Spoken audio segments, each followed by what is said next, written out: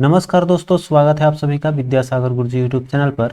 ये है एडुटेरिया का मेंस का टेस्ट सीरीज जो कि स्टार्ट हो चुका है। तो जैसे जैसे अवेलेबल होगा मैं आपको प्रोवाइड कराते चलूँगा, इसलिए चैनल पर नया है तो चैनल को सब्सक्राइब कर लीजिए। चलिए स्टार्ट करते हैं आज का ये टेस्ट सीरीज। पहला क्वेश्चन है कि बुकर पुरस्कार 2021 के विजेता डेमन गुलगुट का संबंध किस देश से है? तो यह आपके दक्षिण अफ्रीका के हैं।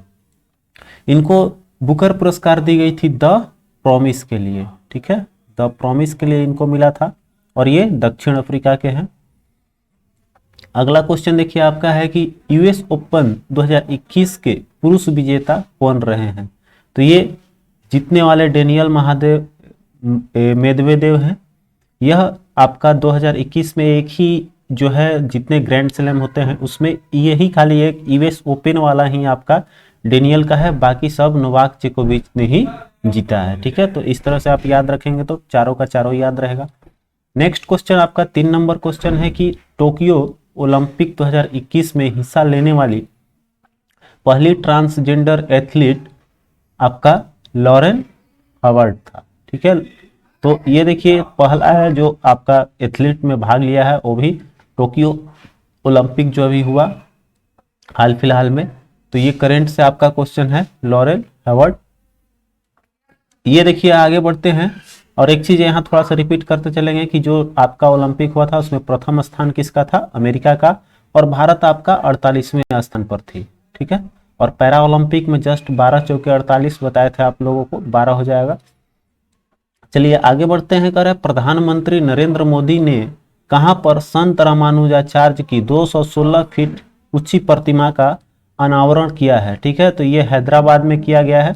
इसी स्टैचू का नाम रखा गया है संत रामानुजाचार्य का, जो हैदराबाद में स्थापित हुई है।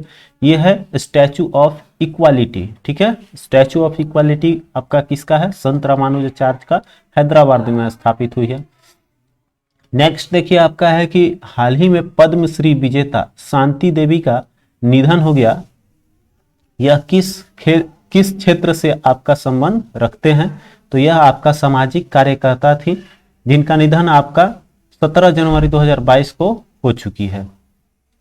नेक्स्ट देखिए आपका है कि पुस्तक the Modi gambit decoding Modi 2.0 के लेखक कौन है?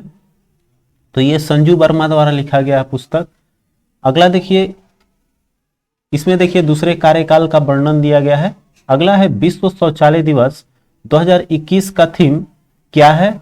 तो वैल्यूइंग टॉयलेट्स, ये आपका थीम रहा है। विश्व शौचालय दिवस कब मनाया जाता है?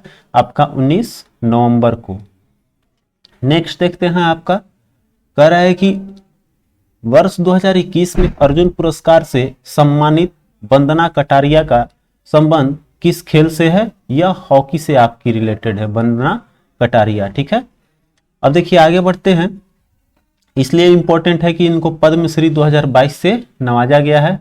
पद्मश्री अगर आपने नहीं देखा है, पद्म जितने भी आपका पुरस्कार है, पद्म पुरस्कार का पूरा लिस्ट मैंने दिया हुआ है, नहीं देखा है तो जाकर चैनल पे देख लेंगे आप लोग, अभी डाला हुआ है। अगला देखिए, हाल ही में किस राज्य में कोक बोरेक दिवस मनाया गया है? ठीक है, तो यह आपका त्रिपुरा में मनाई गई है 19 जनवरी को, ठीक है। 19 जनवरी को ये मनाया गया। कौन? कोक बोरेक दिवस। नेक्स्ट देखिए आपका कह रहा है कि एक अर्थव्यवस्था की स्थिति जिसमें लंबी अवधि के लिए बहुत कम या कोई वृद्धि नहीं होती है। तो देखिए ये नाम से ही लग रहा है, इसको हम लोग स्थिरता बोल सकते हैं, ठीक है। तो इसको बोलेंगे स्थिरता कहलाती है, जिसमें ना लंबी अवधि तक कुछ भी ना वृद्धि ना कमी हुई हो, तो वो स्थिर है मार्केट, तो स्थिरता बोलेंगे उसको। 11 नंबर देखिए कह रहा है अर्थशास्त्रियों का विचार है कि उस अवधि के राजस्व से अंतर्निहित साथ ही स्पष्ट लागत की कटौती से किस आंकड़ा का मिलता है? देखिए तो यहां पर राजस्व में अंतर्निहित और उसके बाद से आपका राजस्व में अंतर्निहित है और उससे लागत की कटौती कर ले तो जितना फायदा होगा वो आर्थिक लाभ हो जाएगा। आपका लाभ बोलेंगे हम लोग, आर्थिक लाभ इसमें हो जाएगा सही जवाब। अगला देखिए कह रहा है कि किसके तहत संसाधनों को कुशल आवंटन प्राप्त होने की संभावना है? तो इसमें आपका पूर्ण प्रतियोगिता जब करेंगे हम लोग तो संसाधन के आवंटन में अच्छी हमारा रिकवरी की चांसेस बनेगी। नेक्स्ट है आपका, भारत में राष्ट्रीय आय की गणना निम्नलिखित में किसके द्वारा की जाती है? तो केंद्रीय सांख्यिकी संगठन है जो आपका करता है। अब देखिए इसमें जो है इसका मुख्यालय कहाँ है? केंद्रीय सांख्यिकी संगठन का, तो ये हो जाएगा नई दिल्ली। और ये इसका स्थापना का बात कर लें तो हमारा हुआ था 1951 में इसकी स्थापना। आगे देखते हैं, कह रहा है कि भारत में मुद्रास्फीति को किस आधार पर मापा जाता है? तो यह है उपभोक्ता मूल्य सूचकांक के आधार पर नापते हैं। नेक्स्ट देखिए, और इसको कौन करता है? तो ऊपर वही जो पढ़ा आप लोगों ने, सांख्यिकी संगठन। अगला देखिए है 15 नंबर की, गुप्त काल में किस प्रकार की भूमि को अप्रहत कहा जाता? गुप्त काल में अप्रहत किसको बोलते थे? तो बिना जोता हुआ जो होता था भूमि, उसको बोला जाता था अप्रहत। नेक्स्ट देखिए आपका, कह रहा है अद्वैत वेदांत के अनुसार किसके द्वारा मुक्ति प्राप्त की जा सकती है? देखिए तो यहाँ पर ज्ञान का मार्ग दिया गया था कि ज्ञान से हम लोग मुक्ति प्राप्त कर सकते हैं। अगला है आपका, जयचंद मोहम्मद गौरी द्वारा किस युद्ध में पराजित हुआ था? तो नाम से ही इसमें बताया था, चंद से चंदावर मिला लेंगे हम लोग, तो आपका चंदावर का युद्ध में जो जयचंद है पराजित हुआ है। कब हुआ था आपका? तो 1194 में ये युद्ध हुआ है। बाकी तो आप देख ही सकते हैं यहाँ से कौन विजेता हुआ था, तो मोहम्मद गौरी। अगला देखिए आपका है कि दिल्ली सल्तनत का कौन सा सुल्तान मुस्लिम उलेमाओं के विरोध के बावजूद नया धर्म चलाना चाहता था? यह अलाउद्दीन खिलजी का सोच था। नेक्स्ट देखिए आपका, अलाउद्दीन खिलजी को हम लोग द्वितीय सिकंदर के नाम से भी जानते हैं। नेक्स्ट आपका है कि अकबर ने दीन ए इलाही किस वर्ष प्रारंभ किया था? तो यह 1582 में दीन ए इलाही लाया था। दीन ए इलाही में जितने भी थे सर्वेश्वरवाद के सिद्धांत पर आधारित होता था, जितने भी धर्म हैं वो सब आपका इसमें आती थी, तो ये दीन ए इलाही इसीलिए प्रसिद्ध है। नेक्स्ट क्वेश्चन देखिए आपका, कर रहा है बक्सर के युद्ध के समय बंगाल का नवाब कौन था? तो बक्सर का जब युद्ध हुआ उस समय आपका मीर जाफर रहा था। और बक्सर का युद्ध कब हुआ था ये भी आप लोग जान लीजिए, 1764 में इसका युद्ध हुआ है। तो डेट वाइज अगर कभी कभी पूछता है, अब चूंकि 1764 तो सबको याद रहती है, लेकिन अब डेट भी हम लोग को ज़्यादा केयरफुली याद करना है, चूंकि अब डेट का ट्रेंड आ गया है, ठीक है। तो याद भी रखना है, तो सीधे याद रखेंगे हम लोग कि कौन था। तो आपका कब हुआ था? 22 अक्टूबर 1764 को। और उस समय बंगाल का गवर्नर कौन था? बेंसी टॉट। इस चीज को भी पूछा जाता है। अगला क्वेश्चन देखिए, कर है दिए गए विकल्पों में कौन सही सुमेलित है? तो पहला है 1850 का बघात का विलय। बघात का विलय ये आपका सही है, ठीक है, बघात का विलय आपका करेक्ट हो जाएगा। बाकी देखिए आपका यहाँ पर नागपुर का विलय 1852 दे रहा है, जबकि होगा 1854। फिर देखिए उदयपुर का विलय दिया हुआ है, तो उदयपुर का विलय में आपका तो ये क्लियर नहीं है। अगला देखिए झांसी जो है, झांसी का विलय यह आपका 1853 में हुआ, और उदयपुर का जस्ट इसके पहले हुआ था, 1852 हो जाएगा। 1852 में उदयपुर, झांसी 1853 में विलय हुआ, और नागपुर 1854 में। 1850 में बघात का विलय सही है। अब आगे देखिए हिंदी पेट्रियोट के संपादक कौन थे? तो हरिश्चंद्र मुखर्जी द्वारा आपका संपादन किया गया था हिंदू पेट्रियोट का। आगे बढ़िए, इसमें कि आपका था, इसमें नील आंदोलन को समर्थन दी गई थी। अगला है कांग्रेस वास्तव में बिना हथियारों के गृह युद्ध में है, यह कथन किसका है? तो ये सर सैयद अहमद खां का कथन था, ठीक है। ये सर सैयद अहमद खां ने कहा था कि कांग्रेस जो है बिना हथियार के गृह युद्ध में है। अगला देखते हैं, क्वेश्चन कह रहा है भारतीय ट्रेड यूनियन कांग्रेस के पहले अध्यक्ष कौन रहे हैं? तो लाला लाजपत राय का है, जो 1920 में इसको संगठित किया गया था। अगला देखिए है कि 25 नंबर है कि जालियांवाला बाग हत्याकांड के विरुद्ध में किसने सर की उपाधि त्याग दी थी? त्याग दी थी? तो ये रविंद्रनाथ टैगोर ने त्यागा था। अगला देखिए क्वेश्चन है कि जिया तरंग आंदोलन का संबंध किस राज्य से है? तो यह मणिपुर का है आपका जिया तरंग आंदोलन। अगला है आपका 27, यह मिसप्लेस हो गया है। 28 देखिए है कि प्रारंभिक बौद्ध का इनसाइक्लोपीडिया किस पुस्तक को कहा जाता है? तो यह आपको सूत पिटक को हम लोग बोलते हैं इनसाइक्लोपीडिया बौद्ध धर्म का। अगला देखिए है भारतीय संविधान का कौन सा अनुच्छेद राष्ट्रीय मानवाधिकार आयोग का वर्णन करता है? तो यह है अनुच्छेद आपका, इसमें दिया नहीं गया है चूंकि यह देखिए एक मानवाधिकार जो है हम लोग बोल सकते हैं, चूंकि इसमें अनुच्छेद की बात है नहीं, क्योंकि यह एक गैर संवैधानिक संस्था मानी गई है, इसलिए इसमें हम लोग का इनमें से कोई नहीं ले लेना है। ठीक है, अब देखिए आगे बढ़ेंगे तो कह रहा है निम्नलिखित में से कौन सा राष्ट्रपति के विधायी शक्तियों के अंतर्गत प्राप्त है?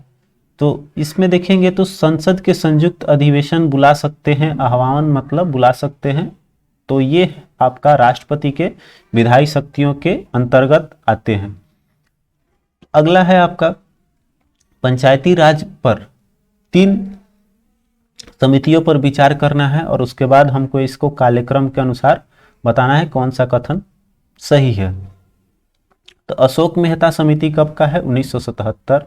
फिर आपका LM सिंधवी समिति हो जाएगा 1986।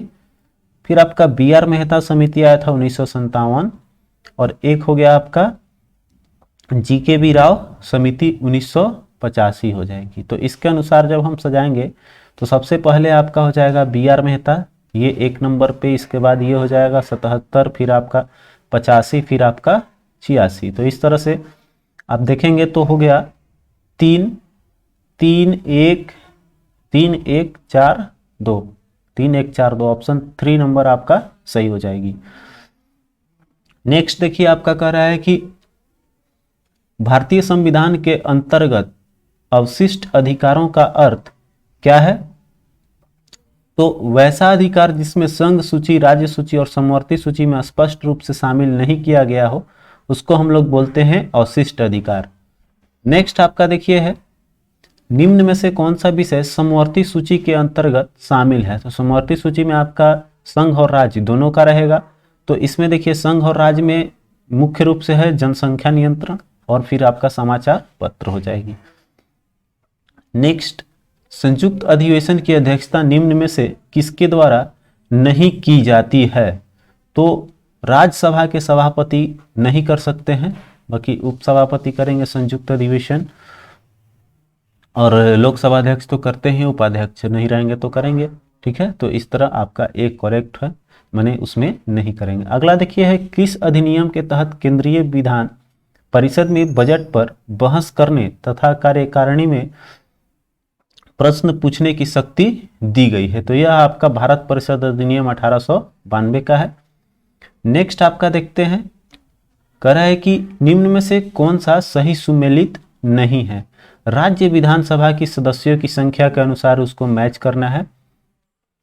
तो पहला देखिए पंजाब में 117 है, उत्तराखंड में आपका 90 दिया हुआ है, 90 नहीं बल्कि यह 70 होगा, 70 है उत्तराखंड में, तो हमारा इसके अनुसार नहीं है कौन? 2 नंबर, बाकी अब सही होगा। मणिपुर 60 है, गोवा 40 है, बिल्कुल ठीक है।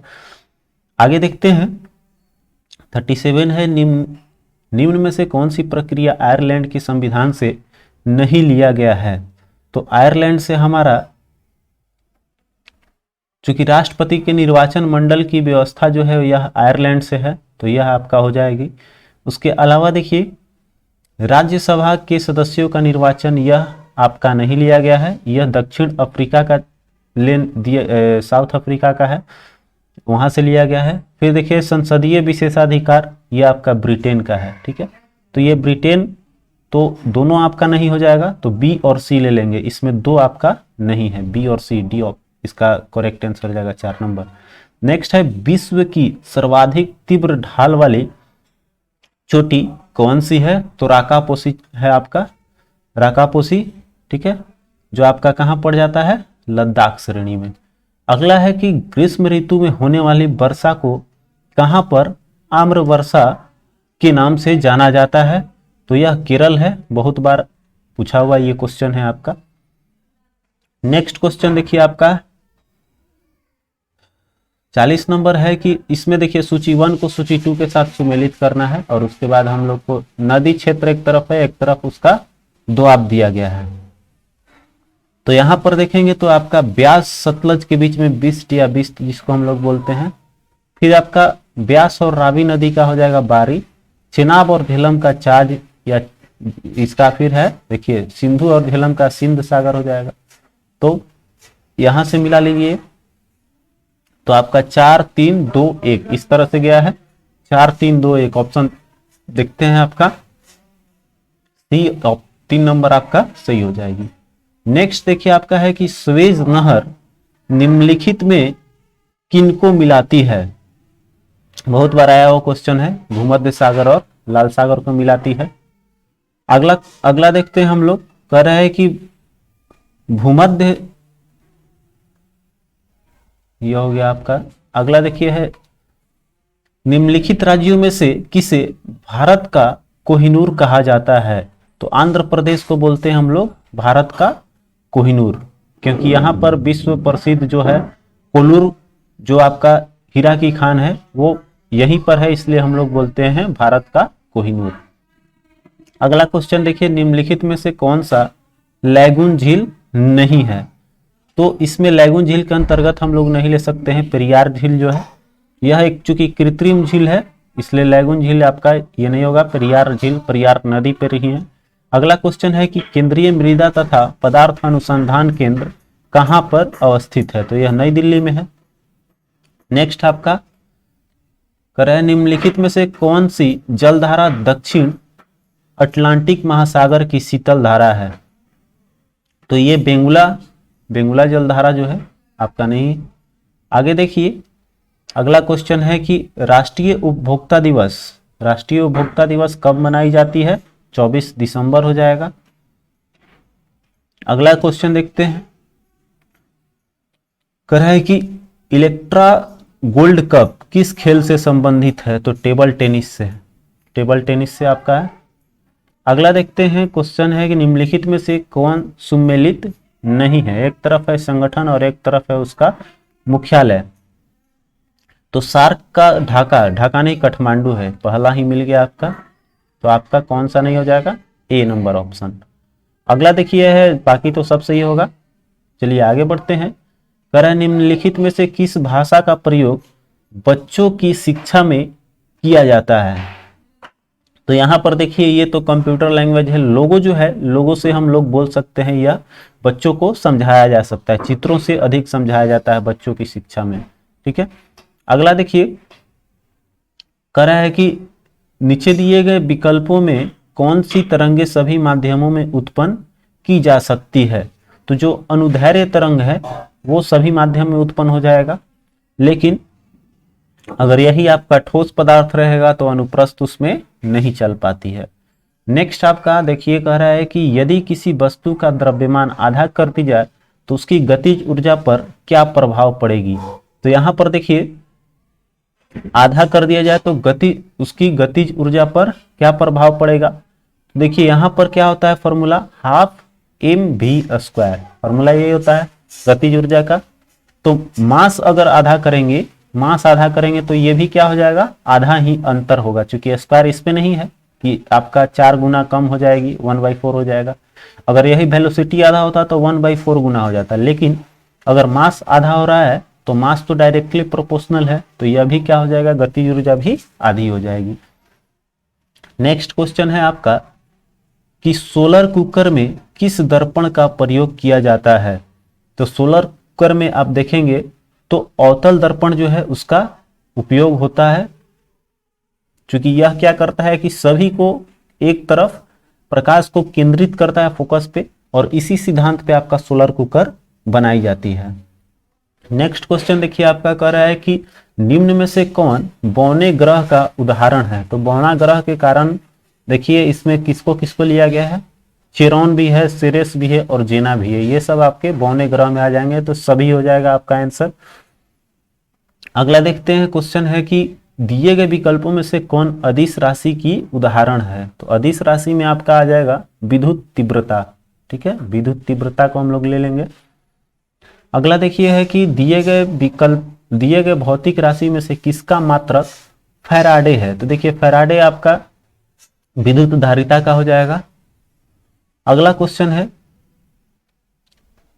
कह रहा है कि परमाणु रिएक्टर में विखंडन की श्रृंखला क्रिया को नियंत्रित रखने के लिए प्रयोग किया जाता है, तो उसको नियंत्रक छड़ बोलते हैं, जो आपका कैडमियम का होता है। ठीक है, और विमंदक के रूप में ग्रेफाइट का यूज किया जाता है, और नियंत्रक के रूप में पूछेगा तो कैडमियम का। ठीक है, अगला देखिए कह रहा है कांच में किस रंग का अपवर्तनांक सबसे कम होता है?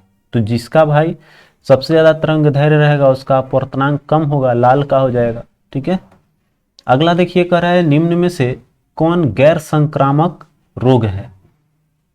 तो यहां पर इन्फ्लुएंजा ये सब हो जाए। उक्त ये जो रक्तचाप है, रक्तचाप आपका संक्रामक रोग नहीं है। अगला है कि ग्लूकोज के अणु किस में जाकर टूटते हैं? तो ये हो जाएगा आपका पायरुविक एसिड में। आपका सी 3 नंबर ऑप्शन करेक्ट है। अगला है कि जीवों में अत्यधिक विविधता का कारण क्या है? तो देखिए यहां पर मुख्य कारण होता है अनुकूलन। थोड़ा सा हम लोग इसको अच्छे से बढ़ा कर देखते हैं, अच्छा थोड़ा दिखे तो हम लोग और थोड़ा सा बढ़ा लें। ठीक है, चलिए अब आगे बढ़ते हैं। नेक्स्ट क्वेश्चन आपका है कि मानव शरीर में प्रचुर मात्रा में पाए जाने वाला तत्व कौन सा है? तो सबसे अधिक मात्रा में ऑक्सीजन पाई जाती है। आपका लगभग यह 65% पाया जाता है ऑक्सीजन, बाकी अन्य भी पदार्थ पाए जाते हैं। अगला देखिए कह रहा है किस रक्त समूह में एंटीजन या प्रतिजन अनुपस्थित रहता है? तो यह है आपका O। ठीक है, नेक्स्ट आपका हो जाएगा क्वेश्चन है कि पारिस्थितिकी तंत्र की अवधारणा प्रथम बार किसने दी थी? तो टॉन्सले ने दिया है, एजी टॉन्सले का हो जाएगा पारिस्थितिकी तंत्र का अवधारणा। अगला है कि भारत में कंजली आर्द्रभूमि क्षेत्र किस राज्य में स्थित है? पंजाब में है। अगला है आपका निम्नलिखित में से कौन सा नवीकरणीय ऊर्जा का एक रूप है? तो नवीकरणीय मतलब जिसको हम लोग फिर से उपयोग में ला सकते हैं, वो है आपका सौर ऊर्जा, मतलब जिसका कोई क्षय ना हो। नेक्स्ट आपका है निम्नलिखित में से किस पादप समूह में फल के अंदर बीज मौजूद होते हैं? तो जिसमें बीज अंदर होता है उसको हम लोग बोलते हैं आवृत बीजी। अगला है आपका निम्न में से कौन सा सेप्रोफाइटा जीव या मृतोपजीवी का उदाहरण है इसमें? तो ये है, इसमें म्यूकर भी है, ये भी है, राइजोपस भी है और मोर्सेला सभी हो जाएंगे इसमें। 4 नंबर करेक्ट हो जाएगा। नेक्स्ट कर है निम्न में से कौन सा कार्य बड़ी आंत में संपन्न नहीं होती है? तो देखिए यह जो है आपका, यह है प्रोटीन कार्बोहाइड्रेट का पूर्ण पाचन जो है, यह आपका बड़ी आंत में नहीं बल्कि यह छोटी आंत में होती है। अगला देखते हैं, क्वेश्चन है कि मस्तिष्क के किस भाग द्वारा भूख, प्यास, ताप नियंत्रण एवं वसा तथा कार्बोहाइड्रेट उपापचय नियंत्रण होता है? तो यह हाइपोथैलेमस का काम है। यह बहुत बार क्वेश्चन आया हुआ है तापमान नियंत्रण का। तो यहां देखिए अगला क्वेश्चन पे आप ध्यान देंगे, कह रहा है रुधिर के प्लाज्मा में निम्नलिखित में से किसके द्वारा एंटीबॉडी निर्मित होती है? तो यह आपका है लिम्फोसाइट से। लिम्फोसाइट आपका श्वेत रक्त कणिकाएं भी होती है। अगला क्वेश्चन देखिए कह रहा है निम्नलिखित में से किसे पादप एवं जंतु का संयोजन जीव कहा जाता है? तो इसमें युगलिना जो होता है वो आपका जंतु और पादप का संयोजी जीव है। नेक्स्ट आपका देखिए कह रहा है कि सब्जियों, फलों और फूलों जैसी उच्च मूल्य वाली फसलों की खेती को क्या कहा जाता है? तो जिसका उच्च मूल्य होता है उसको बोलते हैं हार्टिकल्चर। नेक्स्ट क्वेश्चन आपका देखिए कह रहा है निम्नलिखित में से किस पदार्थ में कैल्शियम विद्यमान है? कैल्शियम की प्रचुर मात्रा इसमें किसमें पाई जाएगी? तो देखिए इसमें आपका जिप्सम का फॉर्मूला अगर आपको याद होगा तो जिप्सम का होता है CaSO4 × 2H2O। ठीक है, और प्लास्टर ऑफ पेरिस में यही सेम रहता है, बस यहाँ हाफ H2 होता है। तो यहाँ पर देखिए जिप्सम जो है इसमें क्या है आपका कैल्शियम विद्यमान है, ठीक है, तो कैल्शियम विद्यमान आपका जिप्सम हो गया। नेक्स्ट देखिए कर है किसी तत्व को पीटकर पतली चादर बनाया जाता है, तो वह क्या है, तो वह तत्व धातु होगा, धातु की ये प्रमुख विशेषताएं हैं, ठीक है, धातु होती है। अगला है कि जिसको हम लोग क्या बोलते हैं आघात वर्धे बोलते हैं, कि यह पिटने पे बढ़ रहा है। अगला क्वेश्चन देखिए कर है निम्न में से किस वर्ग के तत्वों को सामूहिक रूप से क्षारीय मृदा क्या धातु कहा जाता है। तो देखिए जो थी आपका वर्ग टू का एलिमेंट जो होते हैं वो होते हैं आपको क्षारीय मृदा, हम लोग उसको बोलते हैं। अगला देखते हैं क्वेश्चन है कि निम्न में से किसे हंसने वाली गैस कहा जाता है। तो यह है आपका नाइट्रस ऑक्साइड, ठीक है, इसको हम लोग रासायनिक सूत्र कहीं कहीं लिखा मिलेगा आपको N2O। अगला क्वेश्चन है कि चारकोल का निर्माण किस विधि से होता है। तो देखिए लकड़ी का जो भंजन आसवन करते हैं हम लोग, तो वो क्या होता है आपका वहां पर ऑक्सीजन के जो आसवन का मतलब हो गया कि ऑक्सीजन की अनुपस्थिति में, तो वो क्या बनता है आपका कोयला या फिर चारकोल का निर्माण होता है। अगला देखिए है कि चूने का पानी किसके द्वारा दूधिया हो जाता है। तो जब चूने के पानी में कार्बन डाइऑक्साइड को प्रवाहित करते हैं तो उसका रंग दूधिया हो जाती है। अगला है कि आपका सीसा और टीन के मिश्रित धातु को क्या कहा जाता है। तो जो हमारा सोल्डर होता है, सोल्डिंग एलिमेंट, उसमें आपका यूज होता है तो सीसा और टीना, तो आपका हो जाएगा 4 नंबर का ऑप्शन सही। अगला है कि विलयन के संबंध में कौन सा कथन सही है। तो देखिए विलयन कह रहा है यह एक समांगी मिश्रण है, बिल्कुल सही है। विलयन अस्थायी और पारदर्शी होते हैं, यह भी ठीक है आपका। विलयन एवं विलय कणों की त्रिज्या जो है आपका 10 के पावर -7 से कम होती है, यह विलयन की विशेषताएं हैं। चलिए विलयन के 2 भाग विलायक और विलय होते हैं। अब देखिए आता है मैथ का क्वेश्चन, यहां से हम लोग मैथ को देख लेते हैं। क्वेश्चन को थोड़ा सा जूम कर लेते हैं ताकि अच्छे से आप लोग देख पाए। तो देखिए यहां पर कह रहा है क्वेश्चन की आपका ABC समरूप है DEF का।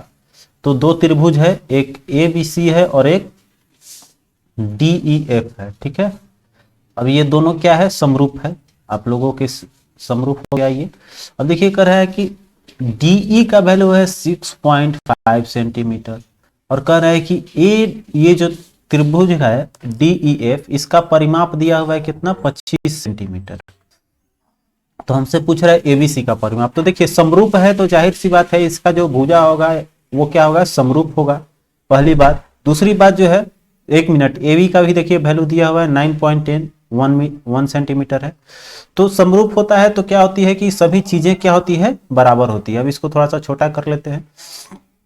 तो फार्मूला में आपका समरूप में क्या होगा, तो इसका जो भुजा का अनुपात है 9.1/6.5 कर लेते हैं, इक्वल टू होगा किसका, तो 9.1 का परिमाप, इसका परिमाप हमको नहीं पता है, परिमाप किसका, तो ABC का, त्रिभुज ABC का लिख लिए। अब देखिए आगे चलेंगे तो इसका परिमाप दिया हुआ था ये 25 सेंटीमीटर, तो इसके नीचे 6.5 लिखे हैं, तो 6.5 का परिमाप है 25, तो लिख लिए। अब देखिए ये पॉइंट से पॉइंट हट जाएगा, कैलकुलेशन कर लेते हैं। 13×5 = 65, 13×7 = 91 और ये 5 से इधर बराबर में 50 कटा देंगे तो परिमाप बराबर आ जाएगा क्रॉस मल्टीप्लिकेशन से 7×5 = 35। तो इसका परिमाप कितना आ गया ABC का 35 आ गया, सिंपल सी बात है।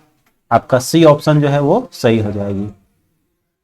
नेक्स्ट क्वेश्चन देखिए आपका है कि 2 संख्याओं का लघुत्तम समापवर्तक का दिया हुआ है गुणनफल 216 है और संख्या 2:3 में है। तो दोनों संख्याओं का लघुत्तम समापवर्तक और महत्तम समापवर्तक का योग क्या होगा।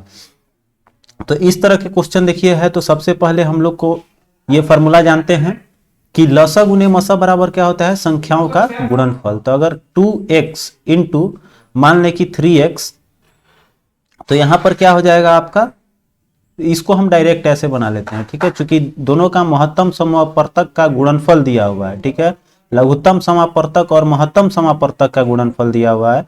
तो संख्याओं के गुणनफल पे भी बना सकते हैं, ऐसा नहीं है कि उस पे भी नहीं बनेगा, लेकिन यहाँ शॉर्टकट में हम लोग देखेंगे तो इस तरह से बना सकते हैं। एक संख्या अगर अनुपात बराबर x मान ले तो हो जाएगा 2x और एक हो जाएगा आपका 3x। तो इस तरह से आगे बढ़िएगा तो हमारा इसका एलसीएम क्या आएगा 2x और 3x का, तो 3 दूनी का 6x आपका एलसीएम हो जाएगा, ठीक है।